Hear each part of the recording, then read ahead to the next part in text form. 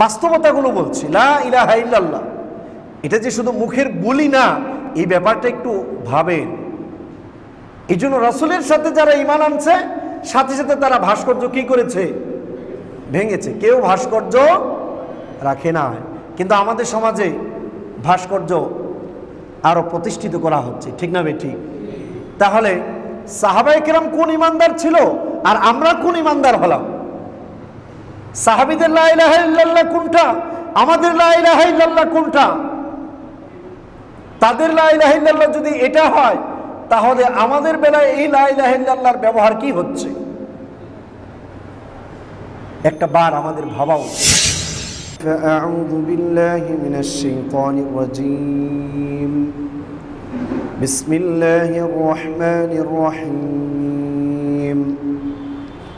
ইয়া আইয়ুহার রাসূল বাল্লিগ মা উনজিলা ইলাইকা মির রাব্বিক ওয়া ইন লাম তাফআল ফামা বাল্লাগতা রিসালাতাহু ওয়াল্লাহু ইয়াসিমুকা মিনান নাস ইন্নাল্লাহা লা ইয়াহদিল কওমাল কাফিরিন।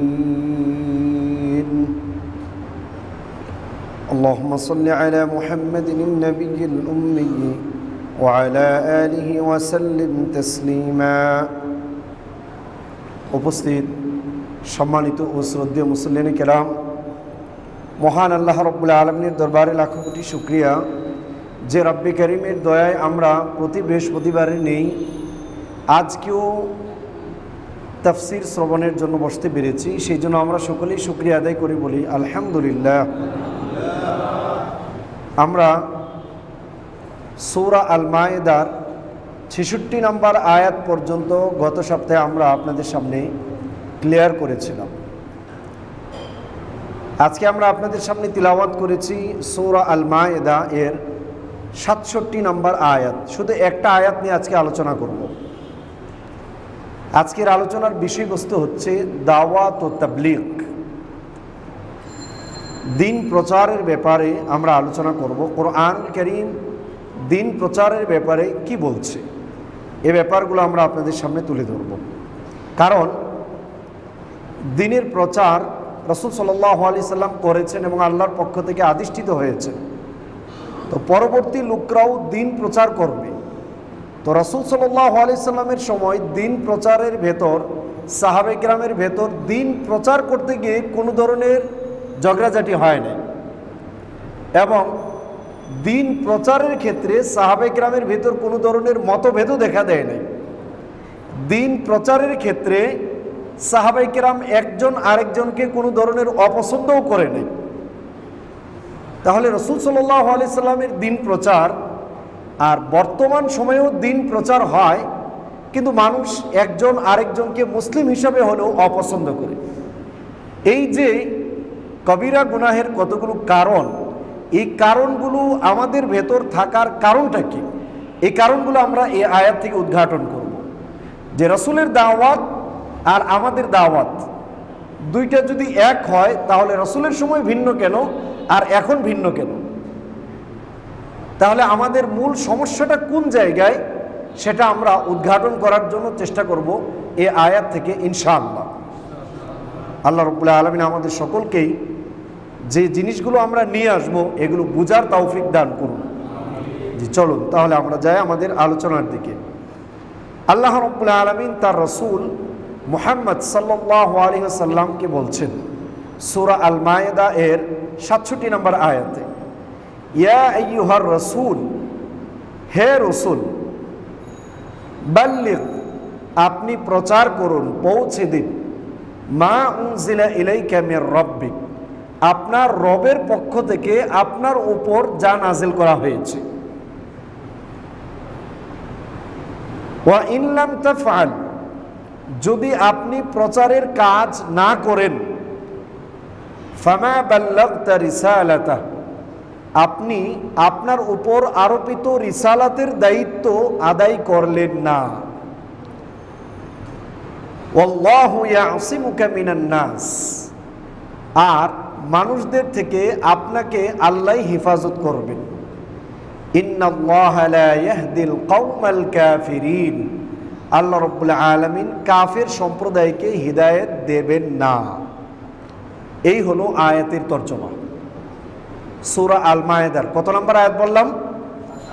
এই ব্যাপারগুলো আমাদের প্রত্যেকটা মুসল্লির কানে একদম ভালোভাবে জানা থাকা উচিত। আমরা কোন ভুলের কারণে দাওয়াতের কাজগুলো আমরা সামনে বাড়াতে পারছি না। দেখেন, আল্লাহ রাব্বুল আলামিন ডাক দিয়েছেন কাকে? রসুলকে। কাকে ডাক দিয়েছেন? রসুলকে। তো প্রথম নাম্বার, আল্লাহর পক্ষ থেকে আরোপিত দায়িত্বটা প্রথমত দেওয়া হয় পৃথিবীতে যত রসুল আগমন করেছেন তাদের উপর। তাহলে বোঝাই যায় দাওয়াতের কাজ যারা করবেন তাদের একটা ক্যাটাগরি থাকবে। কেমন ক্যাটাগরি? রসুলদের যেমন চরিত্র তাদের চরিত্রগুলো হবে এমন। সুবহানাল্লাহ। একটাবার ভাবেন তো দেখি যে আমরা যখন কাজ করতে যাই আমাদের ভেতর কি রসুলদের ক্যাটাগরিটা থাকে? আচার আচরণ কথাবার্তা এটা থাকে? থাকে? কখনোই না। বরং আমরা অ্যাগ্রেসিভ হয়, রাগ করি, আমরা কোনো কথাবার্তা বোঝানোর চেষ্টাও করি না, আর না পারলে সেটা কিভাবে বোঝাতে হবে সেই চেষ্টাটাও আমাদের ভেতর কম। দেখেন, আল্লাহ রাব্বুল আলামিন প্রথমত ডাক দিচ্ছেন, ইয়া আইয়ুহার রাসূল, হে রাসূল, বাল্লিগ মা উনজিলা ইলাইকা মির রাব্বিক। প্রথম ডাকি দিচ্ছেন আল্লাহ রাব্বুল আলামিন তার রাসূলকে। এরপর আদেশ কি দিচ্ছেন? বাল্লিগ, আপনি প্রচার করুন, পৌঁছে দিন। কি পৌঁছাবেন? বিষয়টা নির্ধারিত। বিষয়টা কি? নির্ধারিত। মা উনজিলা ইলাইকা মির রাব্বিক, আপনার রবের পক্ষ থেকে আপনার উপর যা নাজিল করা হয়েছে তা আপনি মানুষের কাছে পৌঁছে দেন। বিষয়টা নির্ধারিত না অনির্ধারিত? দাওয়াতের কাজের বিষয় নির্ধারিত না অনির্ধারিত? নির্ধারিত। আল্লাহর পক্ষ থেকে রাসূলের উপর আল্লাহ কি নাজিল করেছেন? বলেন সবাই, কি নাজিল করেছেন? কোরআন। পার্থক্যটা দেখেন, রাসূলের সময় সব সাহাবায়ে কেরাম প্রচার করতে যাওয়ার পরও তাদের ভিতর কোনো ধরনের দ্বিধা মতামত দেখা দেই নাই। কারণটা কি? কারণ বিষয়টা কি ছিল? নির্ধারিত, কোরআন। কিন্তু আমাদের বেলায় বিষয় কি নির্ধারিত না অনির্ধারিত? আমরা যখন কাজ করি বিষয় নির্ধারিত না অনির্ধারিত? বুঝতে পারতেছেন সমস্যা কেন হয়? আল্লাহ রাব্বুল আলামিন বলছেন, বাল্লিগ মা উনজিলা ইলাইকা মির রাব্বিক, আপনার রবের পক্ষ থেকে আপনার উপর যা নাজিল করা হয়েছে আপনি তা প্রচার করুন। দেখেন, রিসালাতের দায়িত্বটা খুব বড় মাপের জিনিস। প্রচার করা এটা সাধারণ কোনো বিষয় নয়, এটা অনেক সম্মানের ব্যাপার। কোরআনুল কারীম সূরা আল আহজাব এর 39 নম্বর আয়াতে আল্লাহ রাব্বুল আলামিন বলছেন, আল্লাযীনা ইউবাল্লিগুনা রিসালাতিল্লাহ ওয়া ইয়াখশাউনাহু ওয়া লা ইয়াখশাউনা আহাদান ইল্লাল্লাহ ওয়া কাফা বিল্লাহি হাসিবা। আল্লাযীনা ইউবাল্লিগুনা রিসালাতিল্লাহ, আর যারা মানুষের কাছে পৌঁছে দেয় আল্লাহর দেওয়া রিসালাত, আল্লাহর দেওয়া দায়িত্ব যারা মানুষের কাছে পৌঁছে দেয়, ওয়া ইয়াখশাউনাহু, তারা পৌঁছানোর ক্ষেত্রে ভয় করে একমাত্র আল্লাহ রাব্বুল আলামিনকে। কাকে ভয় করে? কাকে ভয় করে? বলেন, পৌঁছানোর ক্ষেত্রে কাকে ভয় করে? আল্লাহ রাব্বুল আলামিনকে। ওয়া লা ইয়াখশাউনা আহাদান ইল্লাল্লাহ, এরা আল্লাহ ছাড়া আর কাউকে ভয় করে। ওয়া কাফা বিল্লাহি হাসিবা, আর আল্লাহ রাব্বুল আলামিন তাদের জন্য হিসাব নেওয়ার জন্য যথেষ্ট।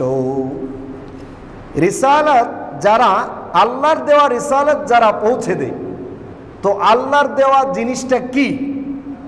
কোরআন। আল্লাহর দেওয়া জিনিসটা কি? সবাই বলেন কি? কোরআন। 2 নাম্বার, প্রচারের ক্ষেত্রে একজন মানুষ কাকে ভয় করবে? যিনি প্রচার করবেন কাকে ভয় করবে? আল্লাহ ছাড়া আর কাউকে ভয় করবে না। তাহলে প্রচার করবে কি, বিষয়টা নির্ধারিত না অনির্ধারিত? নির্ধারিত। কি প্রচার করবে? আল্লাহর পক্ষ থেকে যা দেওয়া হয়েছে, আল্লাহর পক্ষ থেকে যা দেওয়া হয়েছে। আবার বলছি, কি প্রচার করবে? আল্লাহর পক্ষ থেকে যা দেওয়া হয়েছে।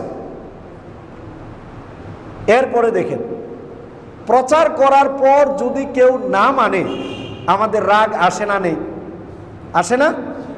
মনে হয় যে ছিঁড়ে ফেরে ফেলাম, আমাদের মসজিদে ঝামেলা।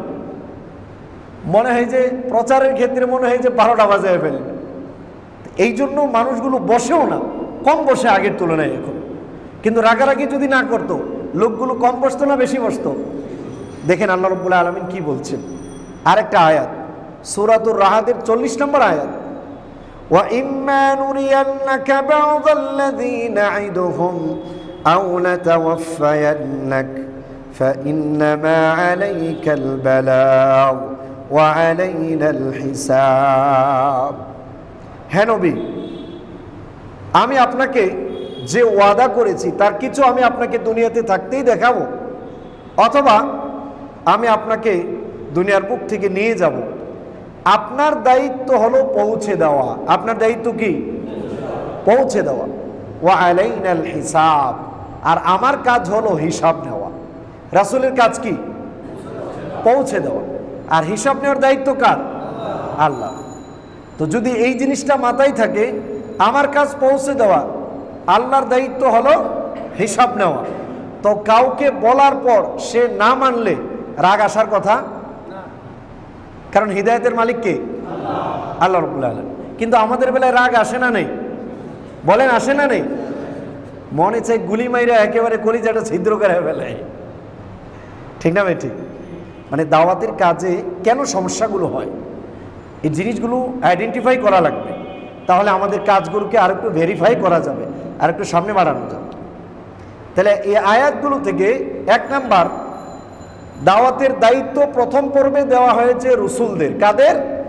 রসুলদের। 2 নাম্বার, বিষয় নির্ধারিত, আল্লাহর পক্ষ থেকে যা নাজেল করা হয়েছে। তা আল্লাহর পক্ষ থেকে যে জিনিস নাজিল করা হয়েছে সেটা স্পষ্ট কোরআনুল কারীম। তো আমরা যখন দাওয়াতের কাজে কথা বলতে যাই, বেশিরভাগ কি আমরা কোরআনের আয়াত থেকে কথা বলি? বলেন সবাই। যারা আমরা যাই আর না যাই সবাই বলেন, আমরা বেশিরভাগ দাওয়াতের ক্ষেত্রে কোরআনের আয়াত বলি? যখন কোরআনের আয়াত, দায়িত্ব ছিল এটা প্রচার করা, যখন আমরা বলি না, তখন মানুষের পরিবর্তনের সংখ্যাটাও কম না বেশি? কম। বুঝতে পারতেছেন ব্যাপারগুলো? দেখেন আমাদের মিসিংগুলো কোথায়। এই জন্য যারা দাওয়াতের কাজ করবে তাদের মর্যাদা অনেক বেশি। আল্লাহ রাব্বুল আলামিন কোরআনুল কারীম সূরা ফুসসিলাত এর ভিতর আল্লাহ রাব্বুল আলামিন বলছেন, ওয়ামান আহসানু কাওলাম মিম্মান দাআ ইলাল্লাহি ওয়া আমিলা সালিহান ওয়া ক্বালা ইন্নানি মিনাল মুসলিমিন। আল্লাহ কত সুন্দর ভাষায় বলছেন, দেখেন, ওয়ামান আহসান কাওলান, ওই ব্যক্তির কথার চাইতে আর কার কথা এত বেশি সুন্দর হতে পারে? ওয়ামান আহসান ইসমে তাফজিলের সিগা, মানে একাধিক বেশি বোঝানো হয়। ওই ব্যক্তির কথার চাইতে আর কার কথা এত সুন্দর হতে পারে? ওয়ামান আহসানু কাওলাম মিম্মান দাআ ইলাল্লাহ, যে ব্যক্তি মানুষদেরকে আল্লাহ রাব্বুল আলামিনের দিকে ডাকে। কার দিকে ডাকে? আল্লাহর দিকে ডাকে। ওয়া আমিলা সালিহান, সে তো মানুষকে আল্লাহর দিকে ডাকে, সে নিজেও সাথে সাথে নেক আমল করে, আর ঘোষণা দেয়, নিজেকে পরিচয় দেয়, ইন্নানি মিনাল মুসলিমিন, আমি মুসলমানের একজন, আমি মুসলমানের। তাহলে যারা দাওয়াতের কাজ করবে তাদের পরিচয় কোরআনুল কারীমে কে দিয়েছেন? পরিচয় কি হবে? আমি মুসলমানের একজন, আমি মুসলমানের একজন। এখন আমাদের দেশে যখন আমরা দাওয়াতের কাজ করি, আমরা কি মুসলমানের একজন বলে ঘোষণা দেই, নাকি বলি অমুক দলের একজন? কোনটা ঘোষণা হয় বেশি? দলের নাম ঘোষণা হয় না বেশি?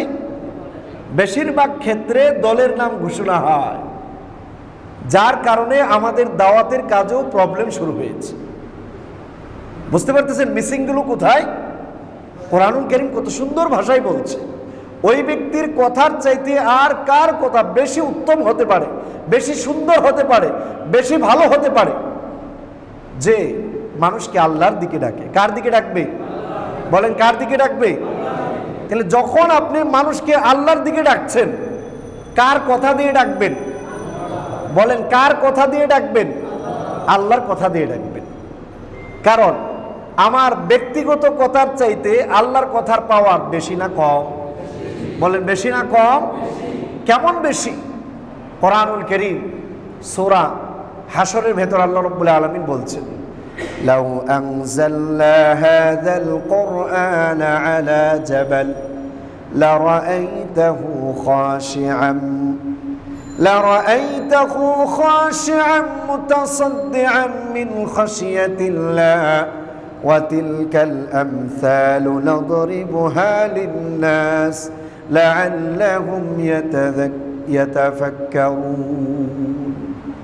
আল্লাহর কথার পাওয়ার কেমন আল্লাহ বলছেন, লাউ আনজালনা হাযাল কুরআন আলা জাবাল, আমি আল্লাহ যদি এই কোরআনকে পাহাড়ের উপর নাযিল করতাম, কি হতো? লারাআইতাহু খাশিআন মুতাসাদ্দিআন মিন খাশিয়াতিল্লাহ, তুমি এই পাহাড়কে দেখতে আল্লাহর ভয়ে, আল্লাহর ডরে, খাশিআন মুতাসাদ্দিআন মিন খাশিয়াতিল্লাহ, সে আল্লাহর ভয়ে ফেটে ভেঙ্গে দুই টুকরা হয়ে যেত। পাহাড় শক্ত না নরম? বলেন শক্ত না নরম? এত শক্ত যে বোমা মারলেও পাহাড়ের কিছু হয় না। এই পাহাড়, এর উপর যদি কোরআনুল কারীম আল্লাহ নাযিল করতেন, আল্লাহ বলছেন এই পাহাড়টা ভাঙা দুই টুকরা হয়ে যেত। কার ভয়ে? বলেন কার ভয়ে? পাহাড় যদি জড় পদার্থ একটা জিনিস আল্লাহর ভয়ে ফেটে দুই টুকরো হতে পারে আল্লাহর বাণী নাযিল হওয়ার কারণে, তাহলে আল্লাহর বাণী প্রচার করলে আমাদের মানুষগুলো কেন নরম হবে না? এর মানে আমাদের দাওয়াতে লোকের সংখ্যা কম হওয়ার পেছনে অন্যতম কারণ হলো আমরা যারা দাওয়াতের কাজ করি কোরআন থেকে মুখ ফিরিয়ে নিয়েছি। ঠিক না বেঠিক? এটা আমাদের কষ্টের কারণ। কারণ আল্লাহ রাব্বুল আলামিন এই কোরআন নাযিল করেছেন, প্রচার হওয়ার কথা কোরআনুল কারীম। এটা আমাদের একটা ভুল ধারণার কারণে এমনটা হয়েছে।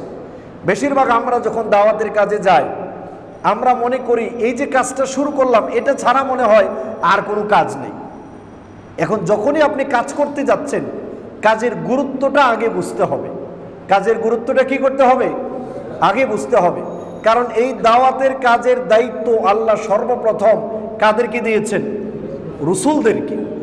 আমাদের রসুলের ব্যাপারে চিন্তা করেন, নবী মুহাম্মদ সাল্লাল্লাহু আলাইহি সাল্লামকে আল্লাহ রাব্বুল আলামিন 40টা বৎসর পর্যন্ত মক্কার কুরাইশদের ভিতর লালন পালন করেছেন। রাসূলের গায়ে কোনো একটা দাগ ছিল? বলেন কোনো একটা দাগ ছিল? ছিল না। তো এত পুত পবিত্র মানুষটা আল্লাহর বাণী প্রচার করার পরেও লোকগুলো রাসূলের বিপরীত গিয়েছে কি না? কিন্তু আমরা যখন কাজ করতে যাচ্ছি, একটা সময় এসে ভালো হয়েছি, আগে ভালো ছিলাম না, আমাদের গায়ে দাগ আছে না নেই? আছে। তো রাসূল যদি এত পবিত্র হওয়ার পর এত নম্র ভদ্র ভাষায় আল্লাহর বাণী প্রচার করেছেন, আর আমরা আমাদের মুখের কথা দিয়ে সমাজ পরিবর্তন করে ফেলবো? বলেন পারবো? আদৌ সম্ভব নয়। এটা আমাদের মস্তিষ্কে ভালোভাবে ঢুকানো দরকার, চিন্তা করা দরকার যে ভুলটা কি সাধারণ সমাজের না আমার কারণে যদি সমস্যা হয় তাহলে তো দায়ভার আমার ঘাড়েই নিতে হবে। ঠিক না ঠিক? এই জন্য রসুলদেরকে আল্লাহ রাব্বুল আলামিন এত ভালোভাবে লালন পালন করেছেন। যারা দাওয়াতের কাজ করবে তারাও তাদের নিজেদের সব চরিত্রটাকে একেবারে রসুলদের চরিত্রের মতো করে গড়ে তুলতে হবে। ঠিক না ঠিক? কিন্তু আমরা পারি? সেটা আমরা পারি বা করার চেষ্টা করি? কখনোই না, চেষ্টাই হয় না। চেষ্টা করলে আল্লাহ সাহায্য করতেন কি করতেন না?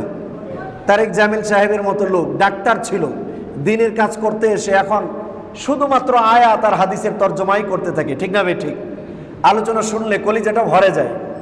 কেন? চেষ্টা করেছেন, পরিবর্তন দিয়েছেন কে?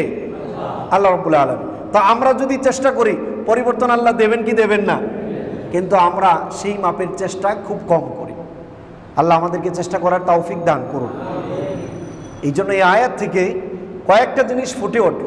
এক নাম্বার, আমাদের দেশের দাওয়াতের কাজের গুরুত্বটা মানুষ বুঝতে চায় না।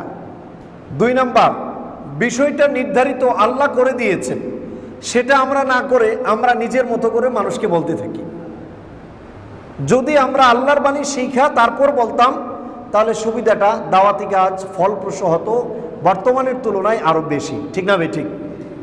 এই জন্য দেখেন আল্লাহ রাব্বুল আলামিন তার রাসূলকে কি ওয়াদা দিচ্ছে, যে রাসূল যদি দাওয়াতের কাজ না করে আল্লাহ রাব্বুল আলামিন তাকে কত বড় ধমক দিচ্ছেন। ওয়া ইন লাম তাফআল, আপনি যদি দ্বীন প্রচার না করেন, ফামা বাল্লাগতা রিসালাতা, আপনার উপর যে রিসালাতের দায়িত্ব দেওয়া হয়েছে সেটা আপনি আদায় করলেন না। আদায় না করার দুইটা কারণ হতে পারে। একটা হলো মন গড়া যে আইলসামি, আরেকটা হলো মানুষের ভয়, ঠিক না ভাই? ঠিক। যে আমি যদি সত্যটা বলি মানুষ আমার উপর আঘাত করবে। তো কোন রসুল আইলসামি করার কল্পনাও করা যায় না। দুই নাম্বার, তাহলে মানুষ হিসাবে স্বাভাবিক মানুষের ভয় অন্তরে আসতে পারে কি পারে না? কিন্তু সেটা দূর করবেন কে? আল্লাহ রাব্বুল আলামিন। আল্লাহ বলছেন ওয়াল্লাহু ইয়াসিমুকা মিনান নাস, নবী আপনার ভয় নাই, আমি আল্লাহ রাব্বুল আলামিন ওয়াদা দিচ্ছি, আমি আল্লাহ আপনাকে মানুষের অনিষ্টতা থেকে হেফাজত করব। হেফাজতের দায়িত্ব কে নিয়েছেন? আল্লাহ রাব্বুল আলামিন নিয়েছেন। এবার দেখেন রাসূল সাল্লাল্লাহু আলাইহি ওয়াসাল্লাম কতটা আপনার অ্যালার্ট, সতর্কতার সহিত তিনি দিন প্রচার করতেন। বিভিন্ন হাদিসগুলো দেখলে একদম জিনিসগুলোকে ক্লিয়ার হওয়া যায়। রাসূল সাল্লাল্লাহু আলাইহি ওয়াসাল্লামের একটা বক্তব্য যেটা বিদায় হজের সময় তিনি দিয়েছিলেন। বিদায় হজের সময় সাহাবায়ে কেরামকে লক্ষ্য করে আল্লাহ নবী বলছেন, অনেকগুলো কথাবার্তা বললেন। বলার পর তিনি বললেন, আলা হাল বাল্লাগতু রিসালাতা রব্বি, আমার সাহাবায়ে কেরাম, আমি কি তোমাদের কাছে আমার রবের পক্ষ থেকে দেওয়া দায়িত্ব দিন তোমাদের কাছে পৌঁছাতে পেরেছি? এর আগে আল্লাহ নবী তাদেরকে জিজ্ঞেস করলেন, ফামা আনতুম কাইলুন, তোমাদেরকে যদি আল্লাহ আমার ব্যাপারে জিজ্ঞেস করে যে নবী মুহাম্মদ তোমাদের কাছে দিন পৌঁছিয়েছিল কি না, তোমরা কি বলবে? আলা হাল বাল্লাগতু রিসালাতা রব্বি, তিনি বললেন, আমি কি তোমাদের কাছে আমার রবের রিসালাত পৌঁছাতে পেরেছি? সাহাবায়ে কেরাম তখন বললেন, নাআম কাদ বাল্লাগতা রিসালাতা ওয়া আদাইতাল আমানাতা ওয়া নাসাহতাল উম্মাহ, আপনি আপনার দায়িত্ব আদায় করেছেন, আপনার কাছে দেওয়া আমানত তা আপনি পৌঁছে দিয়েছেন, এই উম্মার জন্য আপনি কল্যাণ কামনা করেছেন। এর মানে নবী সর্বদা উম্মার জন্য কল্যাণকামী ছিলেন। কি ছিলেন? যিনি দায়ী হবেন তিনি সদা সর্বদার জন্য, তার পক্ষের আর বিপক্ষের সব লোকদের জন্য কল্যাণকামী হবে। কি হবে? বলেন কি হবে? কল্যাণকামী হবে। কিন্তু আমরা যখন কাউকে দাওয়াত দেওয়ার পর সে মানে না, অথবা তার একটু নরম ভাষায় বলা দরকার, আমরা নরম ভাষায় বলি না, ইগো আমাদের হট হয়, তখন এই ক্ষেত্রে আমরা অনেক সময় প্রেশার ক্রিয়েট করি, বদদোয়া দিয়ে বসি, অথবা অন্য কিছু অ্যাগ্রেসিভ কিছু করি। এই ক্ষেত্রে কি আমাদের কল্যাণকামিতা থাকে না নষ্ট হয়? নষ্ট হয়। বুঝতে পারতেছেন আমাদের মিসিংগুলো কোথায়? এই মিসিংগুলোর কারণে আজকে আমাদের সমাজে দাওয়াতি কাজগুলো এগুচ্ছে না। দুই নাম্বার, এই দাওয়াতি কাজের বিষয়টা নির্ধারিত। আপনি যখনই দাওয়াতের কাজ করবেন কোরআন লাগবে। তবে অনেকেই তাবলিগ জামাতের সমালোচনা করে, আমি তাদেরকে বলতে চাই, সারা ওয়ার্ল্ডে এমন একটা জামাত দেখান যারা সারা ওয়ার্ল্ড ব্যাপী দ্বীনের প্রচার করে যাচ্ছে। এটা পাবেন না। তো যখন পানি না থাকে তখন স্বল্প পানি হলেও সেটা আমাদের কাজে লাগে কি লাগে না? এই জন্য এটা ব্যাপক হারে সারা ওয়ার্ল্ডে কাজ করে যাচ্ছে। তবে আমাদের যেটা করণীয় হলো সেটাকে আরেকটু ডেভেলপ করা প্রয়োজন, সেটাকে আরেকটু কি করা লাগবে, ডেভেলপ করা লাগবে। সেই জন্য যে সকল উলামায়ে কেরাম দাওয়াত ও তাবলীগে একদম লেগে লেগে কাজ করে যাচ্ছে, ওনাদের প্রথম নাম্বার দেখা উচিত যে পাবলিকদেরকে অনেক জায়গা থেকে সুন্দর করে তুলে আনে। তো এই যে লোকগুলো আসলো আলহামদুলিল্লাহ, যত সহজভাবে কাজগুলো করায়, তবে সেখানে যতটা বেশি উদ্বুদ্ধ করা যায় যে কোরআনটা শিখেন, বোঝার জন্য চেষ্টা করেন, এই উদ্বুদ্ধটা কন্টিনিউ 24 আওয়ার্স এটা লাগবে, ঠিক না ভাই? ঠিক। এটা না লাগলে যে সমস্যাটা হবে, এই যে কিছুদিন আগে যে দ্বন্দ্ব হলো, এগুলোর পেছনে মূল কারণ হলো ইলমের তাকাজা কম থাকার কারণেই এই মারামারিগুলো হয়েছে। যদি ইলমের তাকাজা থাকতো আর কোরআনুল কারীমের ভরপুর জ্ঞান সবার ভেতর থাকতো, তাহলে সাহাবায়ে কেরামের মতো সবার ভেতর ঐক্যতা থাকতো, ঠিক না ভাই? ঠিক। কিন্তু যখন এই সমস্যাগুলো ঢুকে গিয়েছে, তখন আর ঐক্যতাগুলো আমাদের থেকে নষ্ট হয়ে গিয়েছে। তখন আমাদের ভেতর কাজ করেছে একদল আরেক দলের প্রতি হিংসা আর বিদ্বেষ। কারণ সেই ক্ষেত্রে প্রচারণার যে বস্তুটা, যে বিষয়টা, নির্ধারিতটাকে অনির্ধারিত বানিয়ে ফেলা হয়েছে। সেই জন্য আমাদের কাজ হবে এটাকে একটু ডেভেলপ করা। আর আমরা যারা জুড়েছি, আমাদের তলবটা থাকবে সবচাইতে বেশি, যে আমি যেখানেই পাবো সেখান থেকে আমি 2 টুকরো ইলম নিতে একটু দ্বিধাবোধ করব না। আমি যখনই সুযোগ পাবো তখনই আমি শিখব। এই তলব যখন থাকবে তখন এই দিনের কাজে আরো বেশি অগ্রগামী হবে। কারণ ইলম ছাড়া আপনি কোনো কাজই করতে পারবেন না। ইলমটা হলো চোখের মতো, চোখ যদি আপনার না থাকে, না দেখেন, তাহলে আপনি হাঁটবেন কিভাবে? গর্তে পড়ে যাবেন। ঠিক ইলম না থাকলে আপনি দিন প্রচারের ক্ষেত্রে গিয়েও ভুল করে ফেলবেন, ঠিক না ভাই? ঠিক। আল্লাহ রাব্বুল আলামিন আমাদের এই দেশের এবং সারা ওয়ার্ল্ডের যে তাবলিগ জামাতের লোক ভাইয়েরা যে কাজগুলো করে যাচ্ছে, ওনাদেরকে এইগুলো ডেভেলপ করে আরও সামনে বাড়ানোর তৌফিক দান করুন। এই ঝগড়াঝাটিগুলোকে মিটিয়ে আবারও কোরআনিক ঐক্যবদ্ধ হয়ে ঐক্যতার দিকে অগ্রগামী হওয়ার তৌফিক দান করুন। দেখেন আরও কিছু বিষয়, রাসূল সাল্লাল্লাহু আলাইহি ওয়াসাল্লাম যখন দাওয়াত নিয়ে যাচ্ছিলেন, তখন তার অবস্থাটা কি ছিল, তিনি কেমন ছিলেন? রাসূল সাল্লাল্লাহু আলাইহি ওয়াসাল্লাম বলেন, ইন্নাল্লাহা বা'আথানি বিরিসালাতি ফাদিকতু বিহা দারআন ফাআওহা আল্লাহু ইলাইয়া ইন লাম তাবলাগ রিসালাতি আযাবতুক। আল্লাহ রাব্বুল আলামিন আমাকে পাঠিয়েছেন তার দেওয়া রিসালাত এর দায়িত্ব দিয়ে। ফাদিকতু বিহা দারআন, আমি যখন একটু সংকীর্ণ হয়ে গেলাম, এক বিগত পরিমাণ, আল্লাহ আমার কাছে ওহী করলেন, আপনি যদি আমার পক্ষ থেকে পাঠানো দায়িত্ব আদায় না করেন, আমি আল্লাহ রাব্বুল আলামিন আযাবতুক, আমি আল্লাহ আপনাকে আযাব দেব। ফাদাম্মানা লি আল ইসমাতা ফাকাওয়াইতু, আল্লাহ রাব্বুল আলামিন আমাকে একটা আশা দিলেন যে আপনার হেফাজতের দায়িত্ব আমি আল্লাহ নিয়েছি। এ কথার মাধ্যমে আল্লাহ আমাকে শক্তিশালী করেছেন। সুবহানাল্লাহ। এর মানে যারা দিন প্রচার করবে তাদেরকে হেফাজত করবেন কে? বিশেষ করে রাসূলের ব্যাপারে এটা ক্লিয়ার। হযরত আব্দুল্লাহ ইবনে আব্বাস থেকে বর্ণিত, তিনি বলেন, সুইলা রাসূলুল্লাহ সাল্লাল্লাহু আলাইহি সাল্লাম আইয়ু আয়াতিন উনজিলাত মিনাস সামা আশাদ্দু আলাইক। আল্লাহ নবীকে জিজ্ঞেস করা হলো, ইয়া রাসূলুল্লাহ, কোরআনুল কারীমের যে আয়াত আল্লাহ আকাশ থেকে নাজিল করেছেন, এই আয়াতগুলোর মধ্য থেকে কোন আয়াতটা আপনার উপর খুব কঠিন হয়েছিল? কোন আয়াতটা আপনার উপর খুব বেশি কঠিন লেগেছিল আল্লাহ রাব্বুল আলামিন নাজিল করার পর? রাসূল বললেন, কুনতু বিমিনা আইয়ামি মাউসুম, আমি মিনায় ছিলাম হজের সময়, তখন আমার উপর ওহী নাজিল হলো এই আয়াত, ইয়া আইয়ুহার রাসূল বাল্লিগ মা উনজিলা ইলাইকা মির রাব্বিক। হে নবী, আপনার উপর আপনার রবের পক্ষ থেকে যা নাজিল করা হয়েছে আপনি তা প্রচার করুন। যদি আপনি প্রচার না করুন তাহলে আপনি আপনার দায়িত্ব আদায় করলেন না, আর মানুষদের অনিষ্টতা থেকে আমি আল্লাহ আপনাকে হেফাজতের দায়িত্ব নিয়েছি। এই আয়াত নাজিল হওয়ার সাথে সাথেই ফানাদাইতু ইনদাল আকাবা, আল্লাহ রাসূল আকাবার কাছে সব মদিনার লোকদেরকে কাছে ডাকলেন, ডেকে বললেন, আইয়ুহান নাস মান ইয়ানসুরুনি আলা আন উবাল্লিগু রিসালাতি রাব্বি ওয়া লাকুমুল জান্নাহ। কে আছো তোমাদের মধ্য থেকে আমাকে সাহায্য করবে আল্লাহর দ্বীন প্রচারের ক্ষেত্রে? যদি তোমরা আমাকে সাহায্য করো আল্লাহর দ্বীন প্রচারের ক্ষেত্রে, ওয়ালাকুমুল জান্নাহ, তোমাদের জন্য আল্লাহর জান্নাত নির্ধারিত হয়ে যাবে।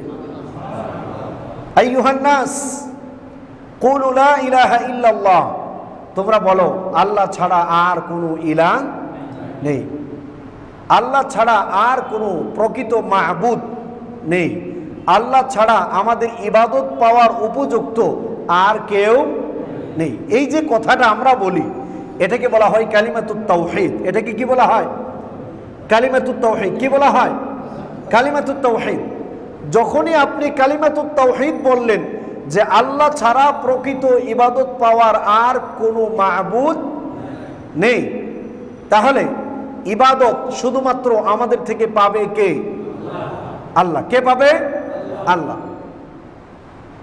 যখনই স্বীকৃতি দিয়েছেন আল্লাহই আপনার ইবাদত পাবে, এই কালেমা বলার পর আপনি আর আল্লাহ ছাড়া আর কারো জন্য ইবাদত নিবেদন করতে পারেন না।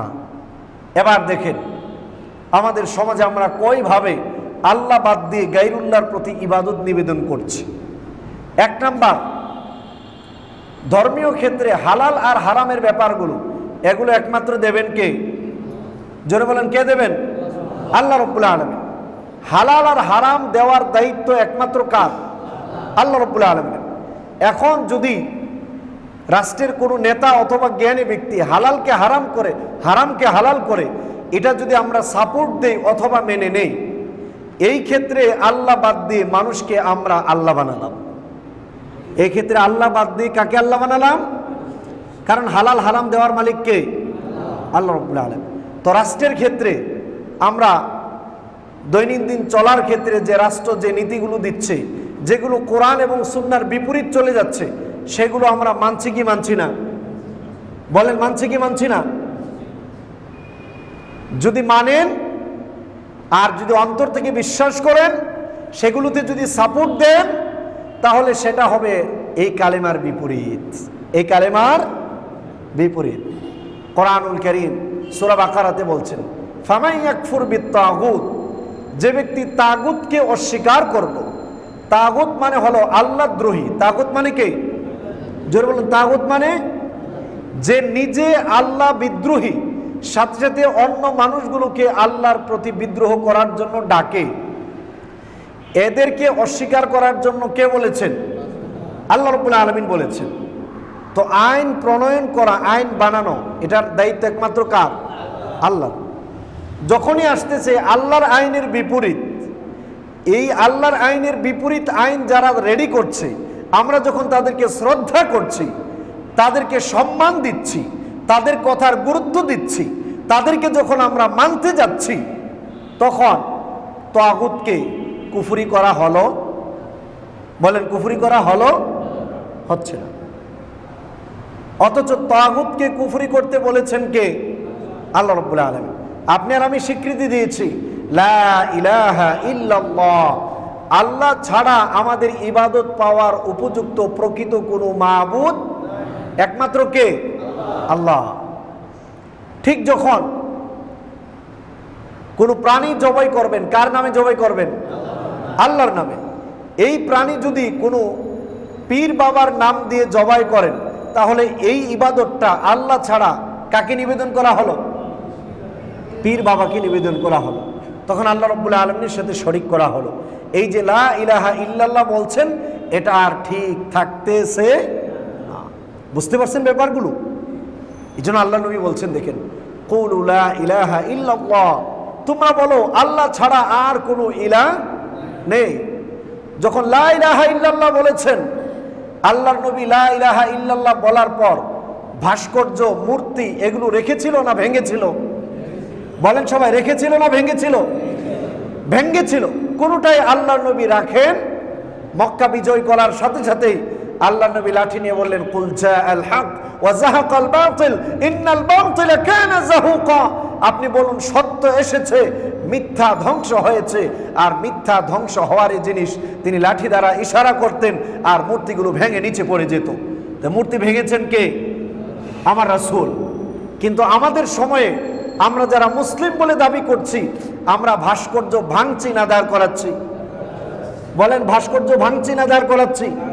তারপর যারা ভাস্কর্য দাঁড় করাচ্ছে তাদেরকে আমরা সাপোর্ট দিচ্ছি না বিপরীতে যাচ্ছি? সাপোর্ট দিচ্ছি না? বাস্তবতাগুলো বলছি। লা ইলাহা ইল্লাল্লাহ এটা যে শুধু মুখের বুলি না, এই ব্যাপারটা একটু ভাবেন। এই জন্য রাসূলের সাথে যারা ঈমান আনছে সাথে সাথে তারা ভাস্কর্য কি করেছে? ভেঙেছে। কেউ ভাস্কর্য রাখে না, কিন্তু আমাদের সমাজে ভাস্কর্য আরো প্রতিষ্ঠিত করা হচ্ছে, ঠিক না বেঠিক? তাহলে সাহাবায়ে কেরাম কোন ঈমানদার ছিল আর আমরা কোন ঈমানদার হলাম? সাহাবীদের লা ইলাহা ইল্লাল্লাহ কোনটা, আমাদের লা ইলাহা ইল্লাল্লাহ কোনটা? তাদের লা ইলাহা ইল্লাল্লাহ যদি এটা হয় তাহলে আমাদের বেলায় এই লা ইলাহা ইল্লাল্লাহর ব্যবহার কি হচ্ছে একটা বার আমাদের ভাবা উচিত। দেখেন এরপর আল্লাহ নবী কি বলছেন, ওয়া আনা রাসূলুল্লাহি ইলাইকুম, আমি তোমাদের প্রতি আল্লাহর রাসূল। আমাদের জীবনের সব ক্ষেত্রের আদর্শ হবেন কে? বলেন আদর্শ হবেন কে? আল্লাহর রাসূল সাল্লাল্লাহু আলাইহি সাল্লাম। সব কর্ম আমরা যা করব সব কার মতো করে দেখে করব? রাসূল সাল্লাল্লাহু আলাইহি সাল্লামের মতো করে দেখে করব। কিন্তু আমরা সর্বক্ষেত্রে সবকিছু আল্লাহর নবী যেভাবে করেছেন সেভাবে করছি, নাকি আমাদের সমাজের বানানো নেতাদের আকৃতিতে করছি?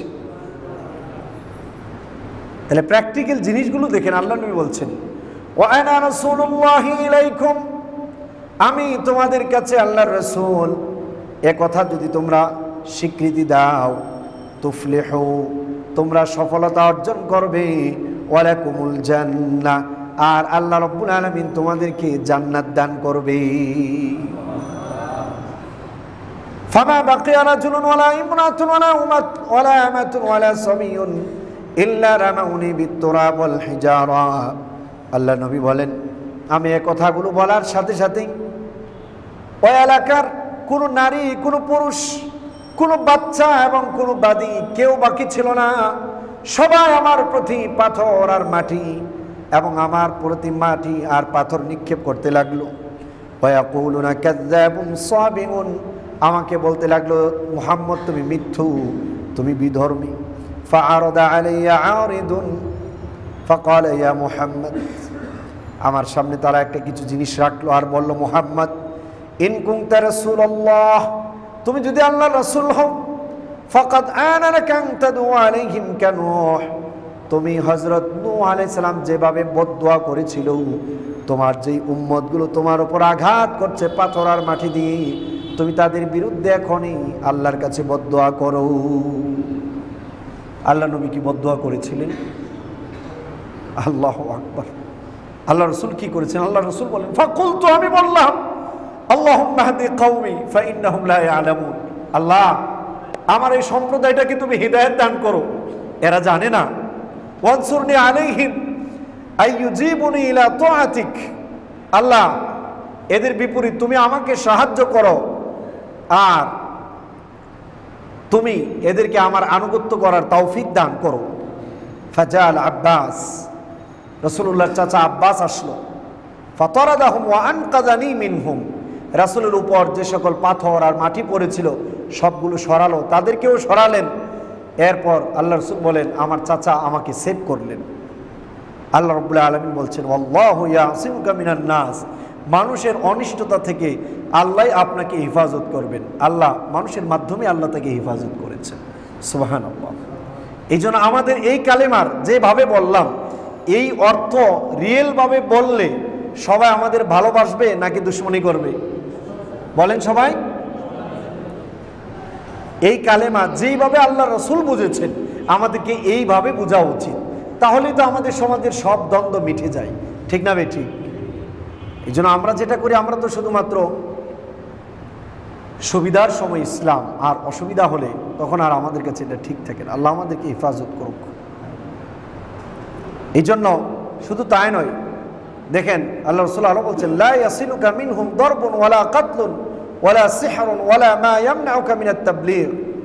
রাসূলুল্লাহর উপর কত অসুবিধা গিয়েছে দেখেন। আল্লাহ রাসূলকে হত্যা করতে চেয়েছে, পারছে? পারেনি। আল্লাহ রাসূল সাল্লাল্লাহু আলাইহি সাল্লামের উপর জাদু করা হয়েছে, হেফাজত করেছেন কে? এতগুলো তারা চক্রান্ত করার পরেও আল্লাহর নবীকে দাওয়াতের কাছ থেকে বিরত রাখতে পারে নাই।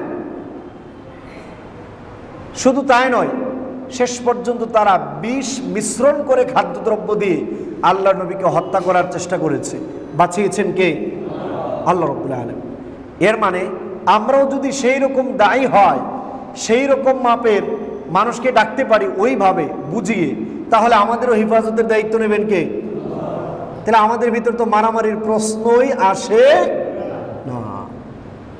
এই জন্য আশ্চর্যকর ব্যাপার। শুধু তাই নয়, দেখেন রাসূল সাল্লাল্লাহু আলাইহি ওয়াসাল্লামের উপর এই যে জিনিসগুলো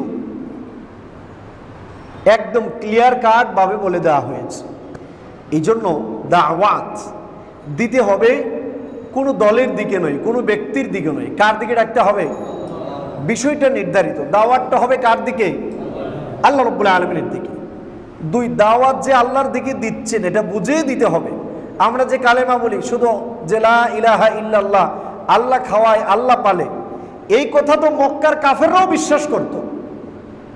কোরআনুল কারীম পড়েন, আমরা একটা আলোচনা করেছিলাম, লা ইন সাআলতাহুম মান খালাকাস সামাওয়াতি ওয়াল আরদ, নবী আপনি যদি মক্কার লোকদেরকে জিজ্ঞেস করুন কে আকাশ এবং জমিন সৃষ্টি করেছে আর কে আকাশ থেকে তোমাদেরকে রিজিক দান করে, লা ইয়াকুলুন্নাল্লাহ, তারা বলবে অবশ্যই এগুলো আল্লাহ রাব্বুল আলামিন করে। কাফেররাও বিশ্বাস করত এগুলো আল্লাহ করেন, কিন্তু কাফেররা যে কাজটা করত, তারা আল্লাহরও ইবাদত করত আবার সাথে গায়রুল্লাহরও ইবাদত করত। এজন্য তো তারা কাফের। তো আমাদের বেলায় আমরা যদি শুধু আল্লাহর ইবাদত করি তাহলে আমরা ঈমানদার হব। যদি আল্লাহর ইবাদত করার সাথে সাথে গায়রুল্লাহরও ইবাদত করি, তাহলে কাফেররা যেই কারণে জাহান্নামে যাবে, আমরাও তো সেই কারণেই কোথায় যাব? বলেন, সেই কারণে কোথায় যাব? কাফের হতে বেশি জিনিস লাগে না। কোরআনের একটা আয়াত অস্বীকার করলেই যথেষ্ট। কোরআনের একটা আয়াত অস্বীকার করলেই, অথবা প্র্যাকটিক্যাল কাজের মাধ্যমে বাস্তবায়ন করলে, কোরআন যেটা বলেছে কুফরি, ওই কাজটা করতে নিষেধ করেছে, এটা যদি কেউ করে তাহলে সে কি হয়ে যাবে? কাফের হয়ে যাবে। এক্সাম্পল, একটা উদাহরণ দিচ্ছি। আল্লাহ রাব্বুল আলামিন কোরআনুল কারীম সূরা মায়েদাতে আল্লাহ বলছেন, ইয়া আইয়ুহাল্লাযীনা আমানু লা তাত্তাখিযুল ইয়াহুদা ওয়ান নাসারা আউলিয়া, হে ঈমানদার বান্দাগণ, তোমরা ইহুদি আর খ্রিস্টানদেরকে তোমাদের অভিভাবক বানাবে না। ফাইন তাওয়াল্লাউ মিনকুম, তোমাদের কেউ যদি তাদেরকে অভিভাবক বানাও, ফাইন্নাহু মিনহুম, সে তাদেরই অন্তর্ভুক্ত হবে, মানে ইহুদি খ্রিস্টানদের অন্তর্ভুক্ত হবে। কাফেরদের ব্যাপারে যারা মুশরিক, মূর্তি পূজা করে, শিরিক করে, আল্লাহ তাদের ব্যাপারে বলছেন সূরা তাওবাতে, ইন্নামাল মুশরিকুনা নাজিসুন, অবশ্যই মুশরিকরা হলো নাপাক। মুশরিকরা কি? নাপাক। মুশরিকরা কি? নাপাক। যারা গরুর পূজা করে এরা মুশরিক না মুমিন? যারা মূর্তির পূজা করে এরা মুশরিক না মুমিন? যারা মুসলমানদেরকে হত্যা করার কথা বলে এরা ভালো মানুষ না খারাপ মানুষ? খারাপ মানুষ। তাহলে এই যে আজকে যে আমাদের দেশে মিস্টার মোদি সাহেব আসবেন, মোদি সাহেবকে মেহমান গেস্ট হিসাবে দাওয়াত দেওয়া হয়েছে। এই মোদি সে রায়ট করেছে গুজরাটে, হাজার হাজার মুসলমানদেরকে হত্যা করেছে। বর্তমান সময়ে আপনার কাশ্মীর, সেখানে লক্ষ লক্ষ মুসলমানদেরকে আগুনে পুড়িয়ে গুলি করে হত্যা করা হচ্ছে। এই মোদি সরকার করছে। তো আমাদের এই দেশকে সরকার বলে থাকে এটা হলো ধর্ম নিরপেক্ষ দেশ, যদিও এটা একটা কুফরি বক্তব্য। এটাকে বলা হয় অসাম্প্রদায়িক দেশ। এখানে কোনো সাম্প্রদায়িক দাঙ্গা বলতে নেই। তো এই অসাম্প্রদায়িক দেশে যেই লোকটাকে আনা হচ্ছে, এই লোকটা একদিক দিয়ে একটা গোবৎসের পূজা করে, গরুর পূজা করে, মূর্তির পূজা করে 2 নাম্বার। 3 নাম্বার, তার হাতে রক্ত, মুসলিমদের রক্ত এখনো লেগে আছে। 4 নাম্বার, এই লোকটা হলো সাম্প্রদায়িক দাঙ্গাবাজ। তো অসাম্প্রদায়িক দেশে যদি সাম্প্রদায়িক দাঙ্গাবাজকে আনা হয়, দেশে সমস্যা সলভ হবে না আরো বাড়বে? আরো বাড়বে। আচ্ছা, দেশের সমস্যা বাড়ুক আর কমুক এটা আমাদের দেখার বিষয় পড়ে, কিন্তু কাফেরদেরকে যদি অভিভাবক বানানো হয় ঈমান ভাঙবে, একথা বলেছেন কে? আল্লাহ। এটা তো সত্য। কাফেরদেরকে অভিভাবক বানালে ঈমান ভাঙবেন, কে বলেছেন? আল্লাহ রাব্বুল আলামিন বলেছেন।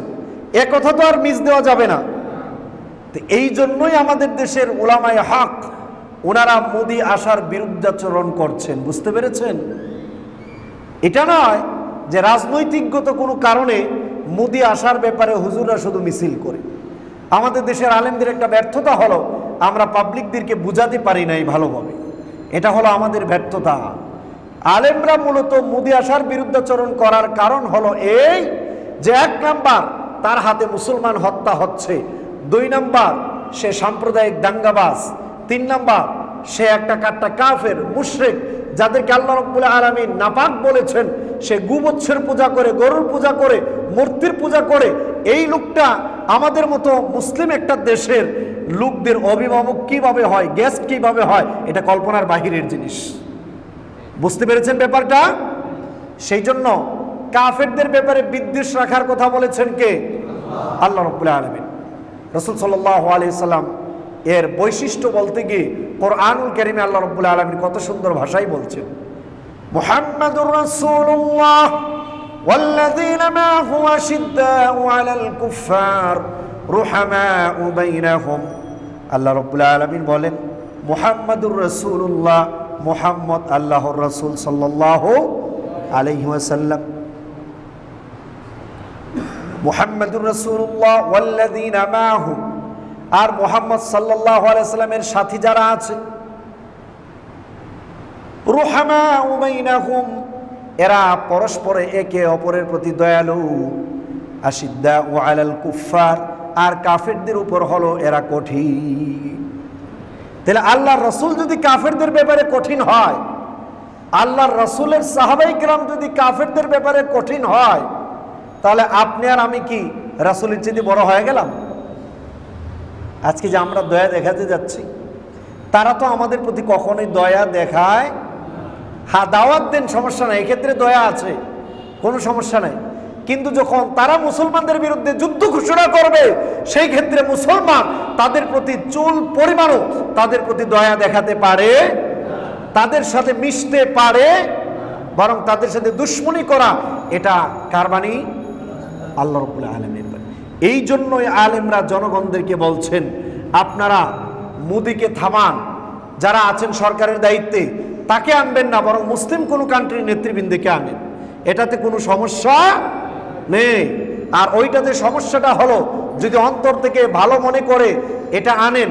এক নাম্বার, আল্লাহ বলে নিষেধ করেছেন কাফেরদেরকে বন্ধু বানাতে, অভিভাবক বানাতে, সেই ক্ষেত্রে এক নাম্বার কাফেরকে অভিভাবক বানালেন, ঈমান ভাঙ্গার এক নাম্বার কারণ পাওয়া যাবে।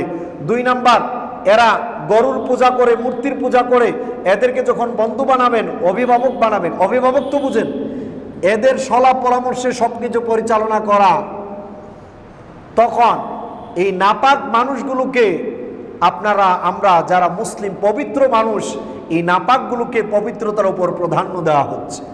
জিনিসটা স্বাভাবিক না অস্বাভাবিক? ভয়ানক জিনিস। আজকে যদি আল্লাহর নবী থাকতো তাহলে হয়তো যুদ্ধ ঘোষণা করতো সাথে সাথেই।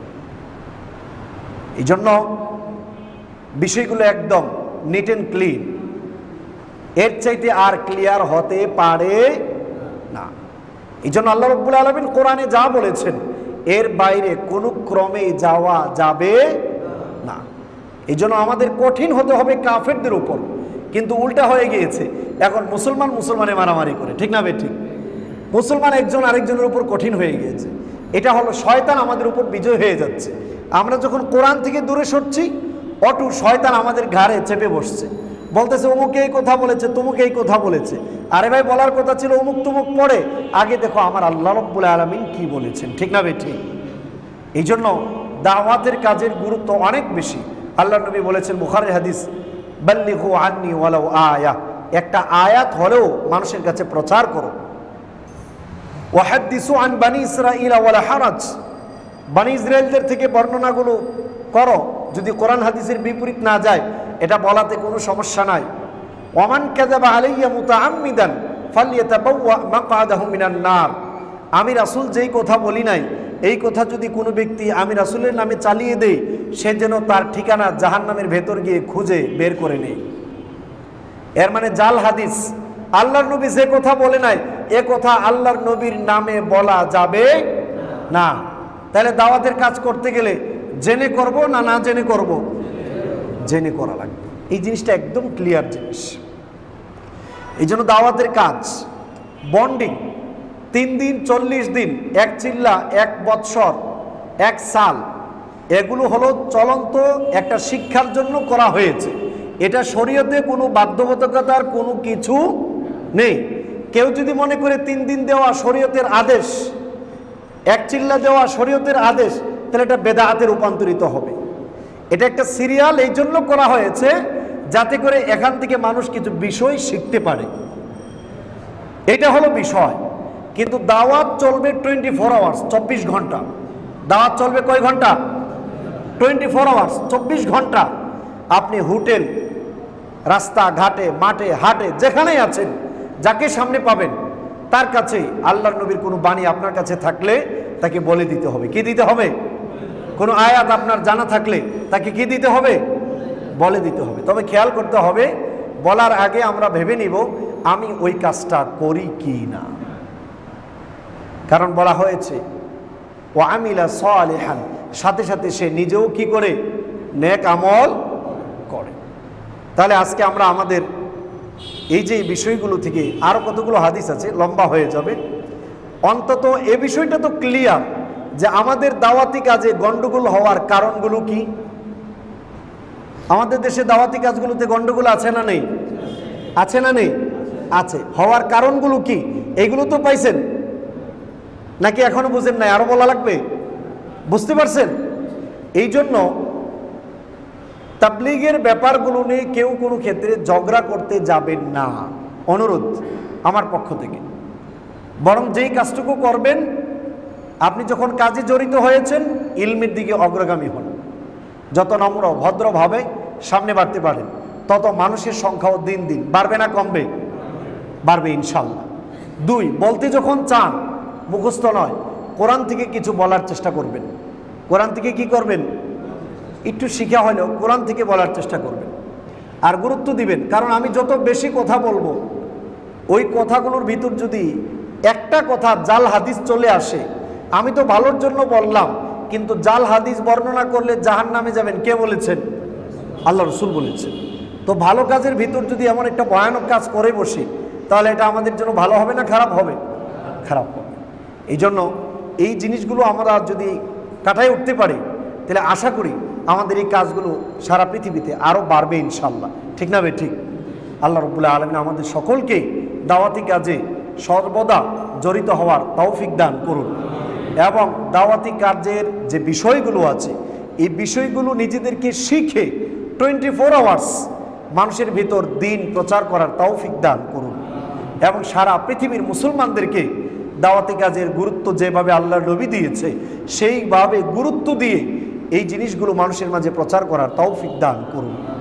সুবহানাকাল্লাহুম্মা ওয়া বিহামদিকা আশহাদু আল্লা ইলাহা ইল্লা আনতা আস্তাগফিরুকা ওয়া আতুবু ইলাইক।